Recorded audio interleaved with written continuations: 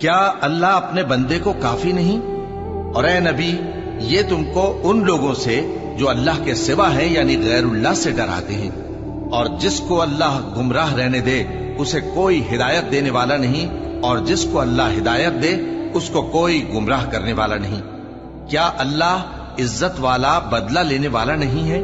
اور اگر تم ان سے پوچھو کہ آسمانوں اور زمین کو کس نے پیدا کیا تو کہہ دیں گے کہ اللہ نے۔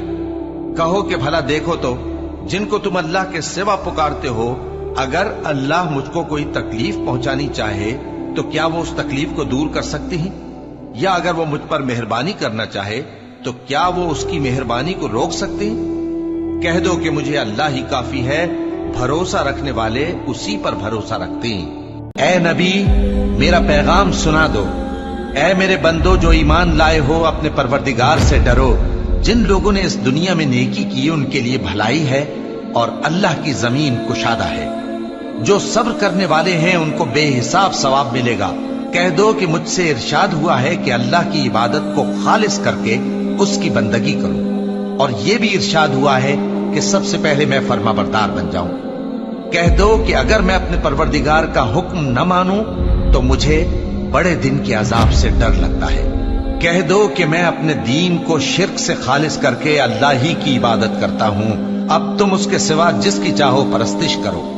کہہ دو کہ نقصان اٹھانے والے تو وہی لوگ ہیں جنہوں نے قیامت کے دن اپنے آپ کو اور اپنے گھر والوں کو نقصان میں ڈالا۔ دیکھو یہی سراسر نقصان ہے۔ ان کے اوپر آگ کے سائبان ہوں گے اور نیچے اسی کے فرش ہوں گے۔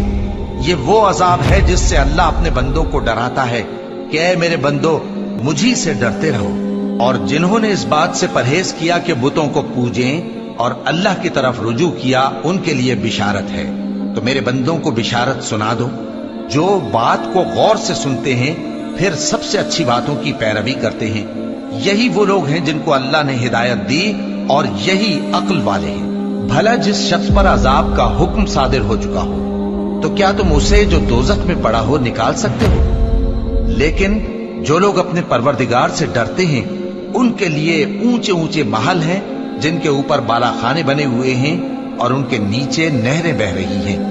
یہ اللہ کا وعدہ ہے، اللہ وعدے کے خلاف نہیں کرتا۔ کیا تم نے نہیں دیکھا کہ اللہ آسمان سے پانی نازل کرتا، پھر اس کو زمین میں چشمے بنا کر جاری کرتا، پھر اس سے کھیتی اگاتا ہے جس کے طرح طرح کے رنگ ہوتے ہیں، پھر وہ تیار ہو جاتی ہے، پس تم اس کو دیکھتے ہو کہ زرد ہو گئی ہے، پھر اسے چورا چورا کر دیتا ہے۔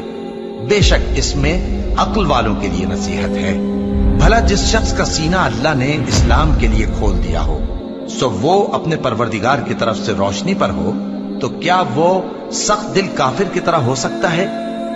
پس ان پر افسوس ہے جن کے دل اللہ کی یاد سے غافل اور سخت ہو رہے ہیں، اور یہی لوگ سراسر گمراہی میں ہیں۔ اللہ نے نہایت اچھی باتیں نازل فرمائی ہیں، یعنی کتاب جس کی آیتیں باہم ملتی جلتی ہیں اور دہرائی جاتی ہیں۔ جو لوگ اپنے پروردگار سے ڈرتے ہیں ان کے بدن کے رونگٹے اسے سن کر کھڑے ہو جاتے ہیں، پھر ان کی کھالیں نرم ہو جاتی ہیں اور دل بھی نرم ہو کر اللہ کی یاد کی طرف متوجہ ہو جاتے ہیں۔ یہی اللہ کی ہدایت ہے، وہ اس سے جس کو چاہتا ہے ہدایت دیتا ہے، اور جس کو اللہ گمراہ رہنے دے اس کو کوئی ہدایت دینے والا نہیں۔ بھلا جو شخص قیامت کے دن اپنے چہرے پر برے عذاب کو روکتا ہو کیا وہ ویسا ہو سکتا ہے جو چین میں ہو؟ اور ظالموں سے کہا جائے گا کہ جو کچھ تم کرتے رہے تھے اب اس کے مزے چکھو۔ جو لوگ ان سے پہلے تھے انہوں نے بھی تکذیب کی تھی، تو ان پر عذاب ایسی جگہ سے آ گیا کہ ان کو خبر ہی نہ تھی۔ پھر ان کو اللہ نے دنیا کی زندگی میں رسوائی کا مزہ چکھا دیا، اور آخرت کا عذاب تو بہت ہی بڑا ہے۔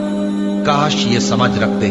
اور ہم نے لوگوں کے سمجھانے کے لیے اس قرآن میں ہر طرح کی مثالیں بیان کی ہیں تاکہ وہ نصیحت حاصل کریں۔ یہ قرآن عربی ہے جس میں کوئی عیب اور اختلاف نہیں تاکہ وہ ڈر مانے۔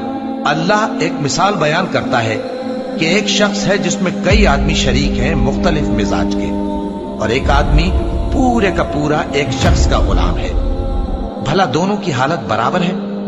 نہیں، الحمدللہ، مگر یہ اکثر لوگ نہیں جانتے۔ اے پیغمبر، تم بھی مرنے والے ہو اور یہ بھی مرنے والے ہیں، پھر تم سب قیامت کے دن اپنے پروردگار کے سامنے جھگڑو گے